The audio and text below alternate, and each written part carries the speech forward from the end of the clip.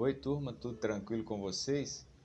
Então, a gente vai para correção das atividades da primeira semana do PET 1, tá? Então, o tema dessa semana foi fontes de energia, né? Então, aqui a gente tem as fontes de energia que são renováveis e as não renováveis, né? Aqui eles deram um exemplo, né? E vamos então para as atividades. Na atividade 1 diz o seguinte, ó, matriz energética representa o conjunto de fontes de energia renováveis e não renováveis, que podem ser usados para gerar energia. Leia as afirmativas a seguir e analise-as de acordo com o assunto estudado na semana. Na afirmativa 1 fala o seguinte: nas usinas hidrelétricas é possível fazer eletricidade a partir da força da água que gira as turbinas, né? Aqui a gente tem uma conversão de energia cinética em energia elétrica. Então, ok, essa afirmativa é verdadeira. A matriz de energia brasileira utiliza mais fontes não renováveis de energia em relação ao uso mundial. Se vocês observarem aqui no gráfico, apresentado aqui no texto, né, a gente pode ver que em relação, né, do Brasil em relação ao mundo, né, que a gente tem o mundo e que a gente tem o Brasil, né? O Brasil, em relação à porcentagem do mundo, utiliza menos, né, energias não renováveis, né? Utiliza só 55%. No mundo utiliza 86%. Né? Então essa afirmativa ela está incorreta, né? Essa aqui então ela está incorreta, ok? Nas termoelétricas o calor é gerado pelo uso de combustíveis como petróleo e gás natural, que são fontes de energia renováveis, né? Que são fontes renováveis de energia, né? O erro está aqui, né? Ó. Na verdade, petróleo e gás são fontes não renováveis de energia. Então, essa afirmativa também está incorreta. Tá?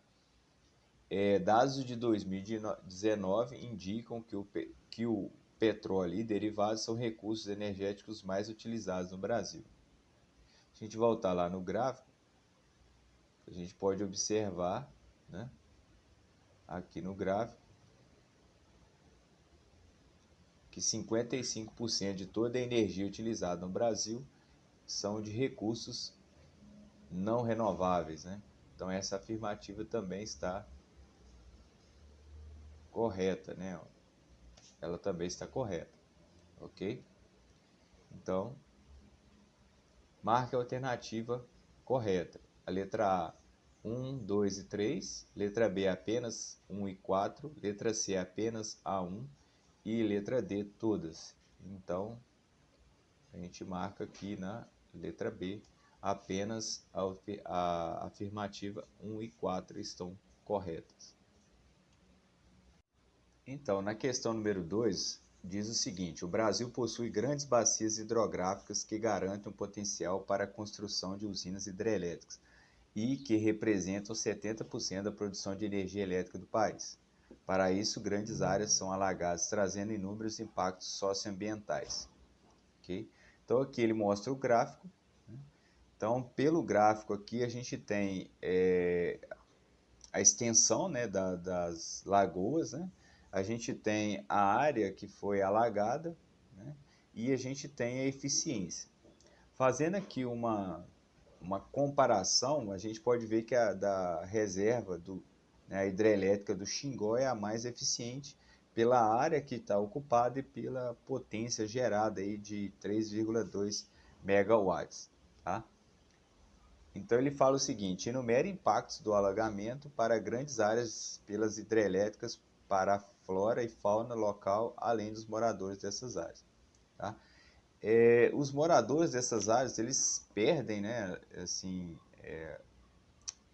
algumas áreas de cultivo, né, de pastagem e tudo, mas eles são compensados financeiramente e eles podem comprar, né, as terras em outras localidades. Eles são compensados financeiramente. Mas a fauna e a flora não, né? Eles não são compensados, porque o que a gente tem que pensar aí na cadeia alimentar. A gente tem os vegetais que são produtores, a gente tem os consumidores primários que são herbívoros e os consumidores dos consumidores secundários em diante são carnívoros, né? Então, se você pensar, se você tira os produtores, quebra a cadeia alimentar, então leva à extinção os consumidores primários, que são herbívoros.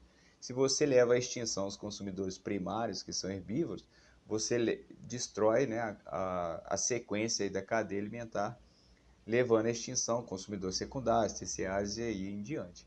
Tá? Então, o principal foco aqui seria no caso da cadeia alimentar. Né?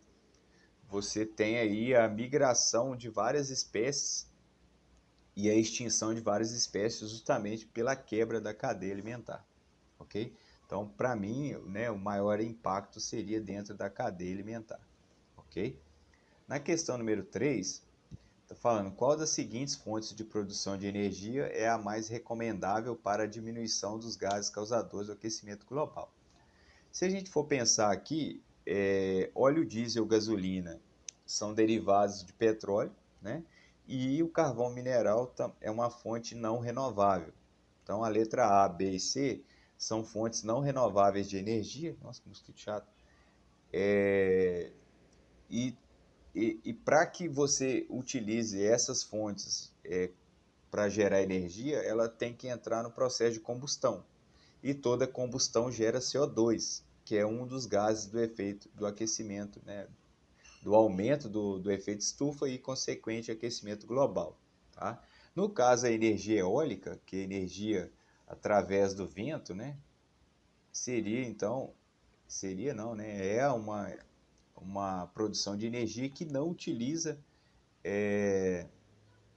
queima, né, de combustível, não utiliza o processo de combustão, então ela não contribui para o aquecimento global, ok? Não que ela não tenha os seus prejuízos, mas aqui nessa opção, né, dentro desse exercício, ela é a melhor opção aí e ela não gera poluentes, ok?